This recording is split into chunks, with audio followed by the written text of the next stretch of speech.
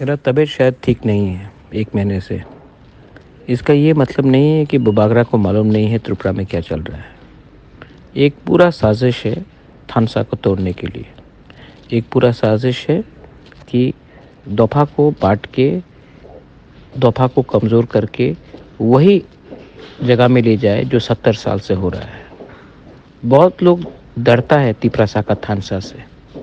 बहुत लोग डरता है कि अगर तिपरासा थानसा हो गया तो दोफा आगे बढ़ेगा। इसके लिए बहुत लोग आजकल तिपरासा यूनिटी को तोड़ने के लिए, कोई ब्रू के लिए, कोई तिपरा के लिए, कोई देवबर्मा के लिए, कोई जमातिया के लिए, कोई रूपिनी के लिए, कोई उच्चोय के लिए फाइट कर रहा है।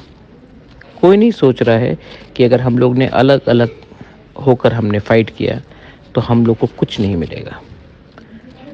कौन चाहता है कि तिपरासा लोग डिवाइड हो? वही लोग जो तिपरासा को 70 साल से नीचे रखने की कोशिश कर रहा है। ये लोग डरते हैं कि हम लोग अगर एक हो गए तो हमको ग्रेटर तिपरालैंड या तिपरालैंड मिल जाएगा। लेकिन इसके लिए मैं उनको ब्लेम नहीं करता हूँ। मैं अपने बहुत मेंबर्स को ब्लेम करता हूँ जो कभी भी बड़ा पिक्चर नहीं देखता है। कभी भी नहीं देखता है कि अगर हम 1 साल एक रहे तो हमें क्या मिलेगा।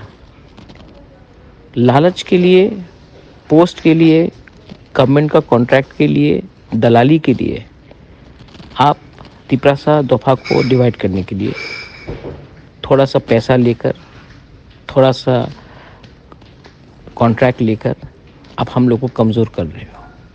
बुबागरा 1 महीने से बीमार है। इसका ये मतलब नहीं है कि बुबागरा नहीं जानता है सोशल मीडिया में क्या हो रहा है, कौन लीडर लोग किन से बात कर रहा है। मुझे सब मालूम है और मैं पूरा ज़िंदगी बीमार रहने वाला नहीं हूँ। 1 महीने के बाद मैं वापस ज़मीन में निकलूँगा।